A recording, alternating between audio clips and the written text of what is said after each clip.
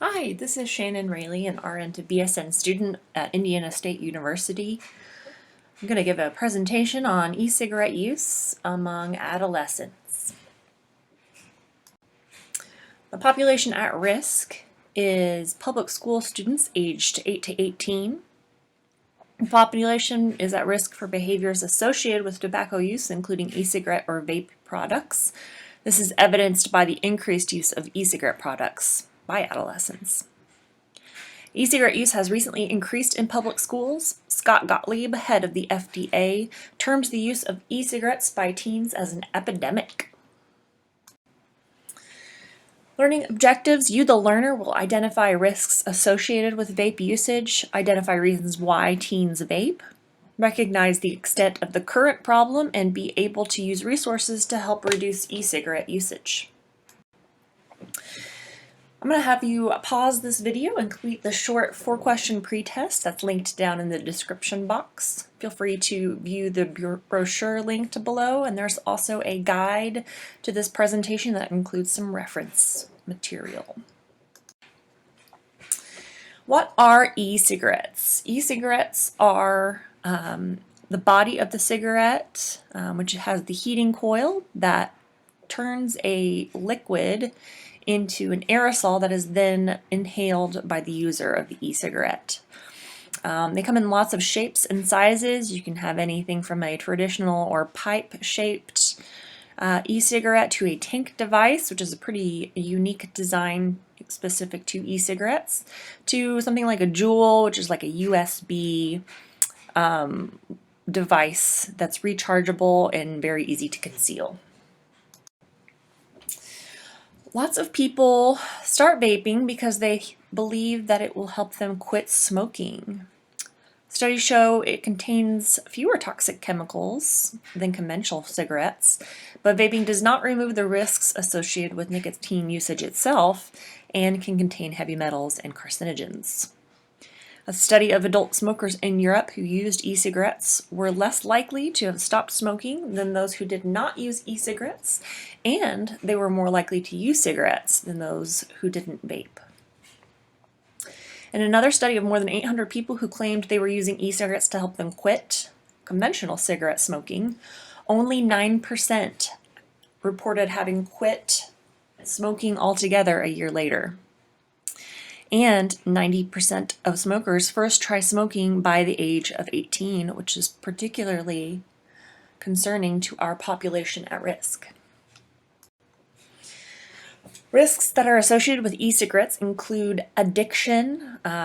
Nicotine triggers dopamine receptors in the brain, which is the reward center of the brain, which can make other drugs like cocaine and methamphetamine more pleasurable to adolescents' developing brains and make these substances more addictive. Nicotine itself can harm brain development. And if ingested, vape liquid can cause toxic acute nicotine poisoning. I've also heard stories of the vape batteries themselves exploding in people's pockets and causing burn injuries. Studies show adolescents who had used cigarettes before 9th grade were more likely than others to start smoking cigarettes within the next year. Vape aerosol can contain heavy metals like nickel, tin, and lead. And in 2019 alone, there have thus far been 1,000 reports of serious lung injury tied to vaping. There's also the age-old risk of secondhand smoke. If you're vaping, the people around you are inhaling the vapors they may not want to inhale and are exposed to those same risks. And if you buy vape juice from an unknown source, it could contain additives such as THC, which is the active chemical in cannabis or marijuana.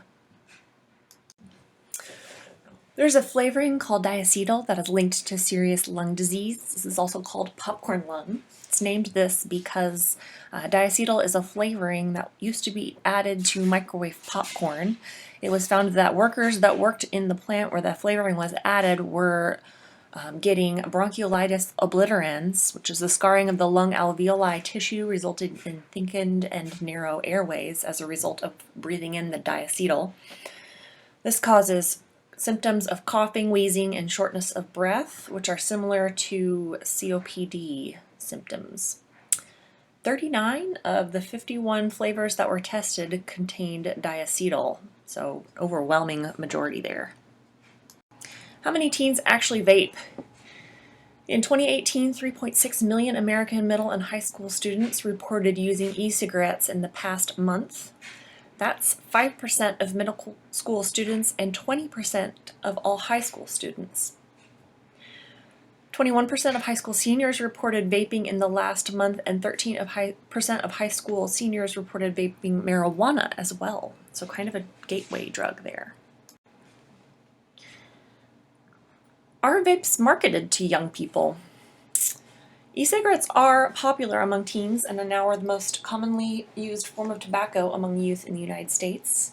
They're easily available, tempting advertisements and various e-liquid flavors, plus the belief that they're safer than cigarettes, have all helped to make e-cigarettes appealing to teens.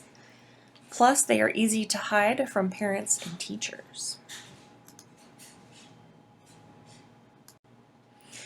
There are ways to reduce vape usage. Talk to adolescents about the dangers of vaping. You can use some of the references that I've included at the end of this slideshow. There's CDC documents you can show teens to prove to them that there are actually risks. It's not just something you're making up. You can vote and write lawmakers in your area. Laws passed to make these items more expensive, increase the taxes on them, or increase the regulations surrounding them, demand stricter regulations on vape products so it's harder to get a hold of them. You can increase penalties for vape usage at schools and in your home. And you can finally set a good example. Don't vape, or if you do vape or smoke cigarettes, you could quit, and then your child could see how hard it is to actually stop an addiction once it starts. There do exist some FDA regulations surrounding e-cigarettes. The U.S. Food and Drug Administration regulations designed to protect the health of young Americans. Minors can no longer buy e-cigarettes in stores or online. And the FDA now regulates the manufacture, import, packaging, label, advertising, promotion, sale, and distribution of e-cigarettes, including components and parts, but not accessories. So go ahead and take a break, take a post-test below, see if you scored better than on the first test. Here's our references for this assignment, and hope you visit some of these sites, read some of the studies for yourself. Don't believe me? Read the references, read the data and information. All right, thank you.